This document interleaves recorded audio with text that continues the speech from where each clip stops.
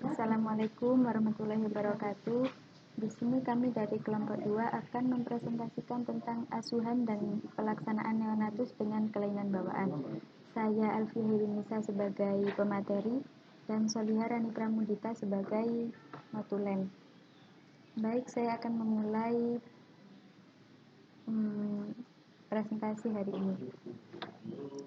Di sini kami akan membahas tentang atresia duodeni, meningokel encephalokel, hidrocephalus phimosis, hypospapadia, dan kelainan metabolik dan endokrin.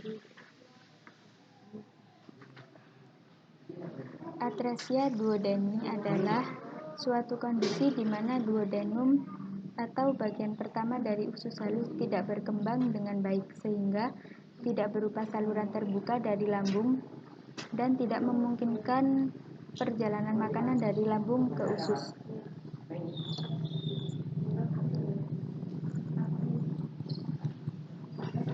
Etiologi dari atresia duodenum yaitu gangguan pada awal masa kehamilan yaitu pada minggu keempat dan minggu kelima, dan gangguan pembuluh darah banyak terjadi pada bayi prematur. Tanda gejala atresia duodenum yaitu bisa ditemukan pembekakan abdomen bagian atas, muntah banyak segera setelah lahir berwarna kehijauan akibat adanya empedu, perut kembung di daerah epigastrium, tidak memproduksi urin setelah beberapa kali buang air kencing, hilangnya bising usus setelah beberapa kali buang air besar mekonium, berat badan menurun, dan sukar bertambah. Selanjutnya yaitu patogenesis atau keseluruhan proses perkembangan penyakit. Yang pertama yaitu muntah dimulai setelah segera lahir dan secara berkembang menjadi buruk dengan pemberian makanan. Selanjutnya yaitu feses akan terlihat seperti mekonium normal, tetapi pada pemeriksaan tidak mengandung sel epitelium berlapis. Selanjutnya adanya sel epitel menunjukkan keutuhan usus. Dengan meningkatnya dedikasi akan timbul demam. Yang terakhir yaitu suatu suhu tubuh 39 derajat Celcius merupakan indikasi peritonitis akibat ruptur dari atresia. Kelainan seringkali ditemukan pada bayi sindrom Down, yaitu bayi yang memiliki kelainan genetik yang menyebabkan bayi memiliki tingkat kecerdasan rendah, kelainan fisik yang khas seperti ukuran kepala lebih besar atau bentuk telinga yang lebih kecil. Penata laksanaan atresia duodenum yaitu pengobatan awal bayi dengan atresia duodenum meliputi dekompresi naso atau arogastrik dengan penggantian cairan secara intravena. Yang selanjutnya yaitu fotorongsen dada serta tulang belakang harus dilakukan untuk mengevaluasi anomali yang lain karena sepertiga bayi dengan atresia duodenum mempunyai anomali bawaan yang dapat mengancam kehidupan. Yang selanjutnya yaitu koreksi definitif atresia duodenum biasanya ditunda untuk mengevaluasi mengobati anomali lain yang berakibat fatal. Selanjutnya duodenostomi yaitu operasi perbaikan atresia duodenum. Usus proksimal yang melebar dapat dikecilkan secara perlahan dalam upaya memperbaiki peristaltik. Setelah itu pemasangan pipa gastrotomi dipasang untuk mengalirkan lambung dan melindungi jalan nafas. Yang terakhir dukungan nutrisi intravena atau pipa jejunum. Transanastomosis diperlukan sampai bayi mulai makan per oral. Selanjutnya yaitu dengan penyakit bawaan meningokel encephalokel. Meningokel merupakan benjolan berbentuk kista di garis tulang belakang yang umumnya terdapat di daerah lumbosakral. Encephalokel adalah suatu kelainan tabung saraf yang ditandai dengan adanya penonjolan meninges atau selaput otak, dan otak yang terbentuk seperti kantung melalui suatu lubang pada tulang tengkorak serta ditutupi kulit. Etiologinya perjalanan penyakitnya yaitu untuk meningokel adanya defek pada penutupan spina bifida yang berhubungan dengan pertumbuhan yang tidak normal dari chorda spinalis atau penutupnya biasanya terletak di garis tengah. Selanjutnya yaitu penonjolan dari chorda spinalis dan meninges menyebabkan kerusakan pada chorda spinalis dan akar saraf. Untuk yang encephalokel yaitu infeksi, faktor usia ibu yang terlalu muda atau tua ketika hamil, mutasi genetik, serta pola makan yang tidak tepat sehingga mengakibatkan kekurangan asam folat. Encephalokel disebabkan oleh kegagalan penutupan tabung saraf selama perkembangan janin.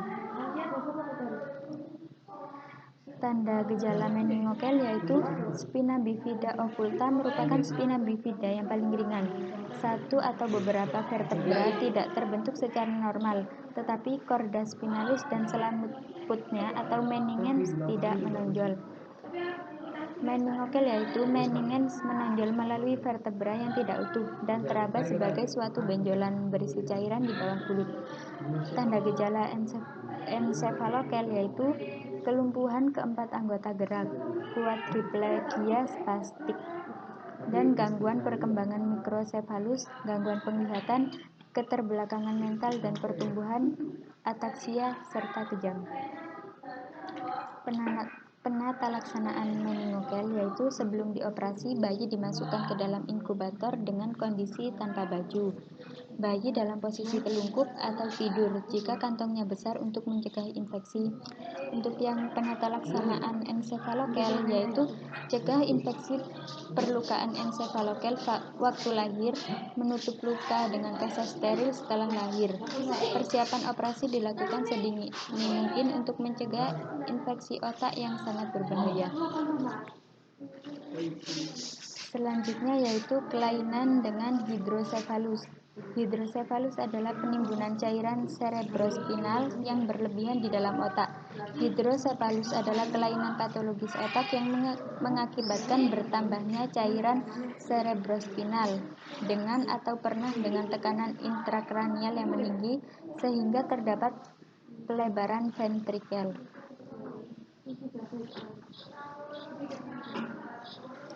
Untuk perjalanan penyakitnya yaitu pertama ada kelainan bawaan pada spina bifida dan cranium bifida.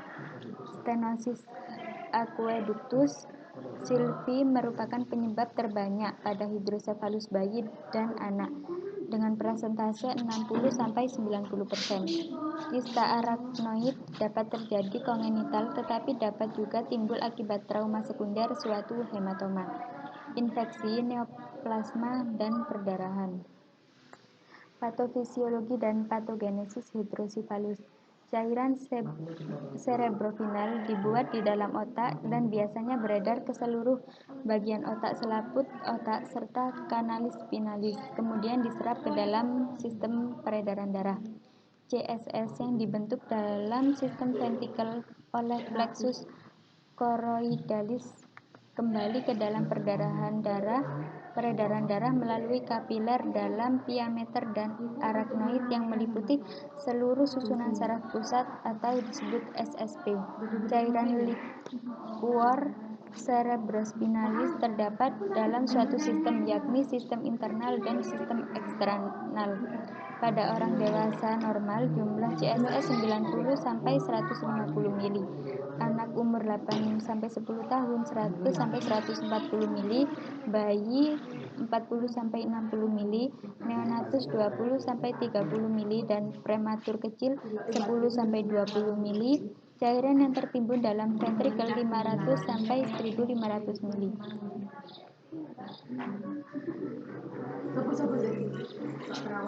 Tanda gejala hidrosefalus yaitu tengkorak kepala mengalami pembesaran.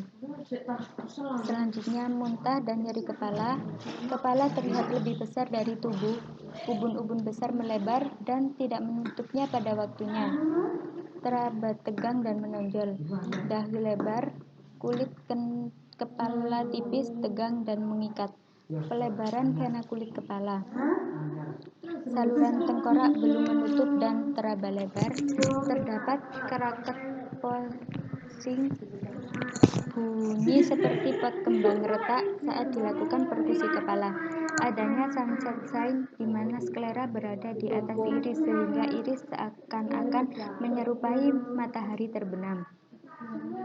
Penanganan hidrosefalus yaitu pada penanganan alternatif selain stunting, misalnya pengontrolan kasus yang mengalami intoksinasi vitamin A, reseksi radikalesi massa yang mengganggu aliran likuor, atau perbaikan suatu malformasi.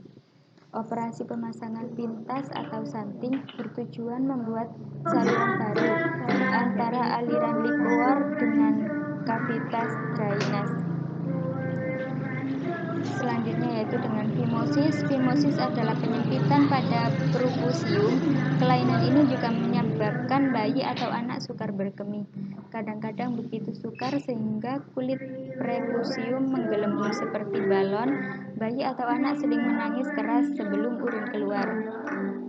Patofisiologi fimosis dialami oleh sebagian besar bayi baru lahir karena terdapat adesi alamiah antara preputium dengan glans penis. Hingga usia 3-4 tahun, penis tumbuh dan berkembang dengan debris yang dihasilkan oleh epitel preputium atau smegma. Pengumpulan di dalam preputium dan perlahan-lahan memisahkan preputium dari glans penis. Fimosis pada bayi laki-laki yang baru lahir terjadi karena ruang di antara katup dan penis tidak berkembang dengan baik. Kondisi ini menyebabkan kutub menjadi melekat pada kepala penis sehingga sulit ditarik ke arah pangkal. Tanda gejalanya yaitu penis membesar dan menggelembung akibat tumpukan urin. Kadang-kadang keluhan dapat berupa ujung kemaluan menggembung saat mulai buang air kecil. Biasanya bayi menangis dan mengejan saat buang air kecil karena timbul rasa sakit. Kulit penis tidak bisa ditarik ke arah pangkal ketika akan dibersihkan. Air seni keluar tidak lancar, kadang-kadang menetas dan kadang-kadang memancar dengan arah yang tidak dapat diduga. Bisa juga disertai demam dan iritasi pada penis. Penata laksanaannya yaitu penata laksanaan medis yaitu fimosis disertai balanitis serotika obliterans dapat diberikan salep dexamethasone 0,1% yang dioleskan 3-4 kali sehari dan diharapkan setelah 6 minggu pemberian prepusium dapat diretraksi spontan. Dengan tindakan sirkumsisi apabila fimosis dapat menimbulkan gangguan misi pada klien, dengan bertambahnya usia, fimosis akan hilang dengan sendirinya. Pada prinsip terapi, yaitu yang A. Perawatan rutin prabedah, menjaga kebersihan bagian alat kelamin untuk mencegah adanya kuman dan bakteri dengan air hangat dan sabun mandi. Penis harus dibersihkan secara seksama pada bayi, dan bayi tidak ditinggalkan sendiri berbaring seperti popok yang basah dan lama. Perawatan pasca bedah. Membersihkan daerah luka setiap hari dengan sabun dan prinsip protektif. Hipospadia yaitu suatu keadaan dengan lubang uretra terdapat pada penis di bagian bawah, bukan di ujung penis.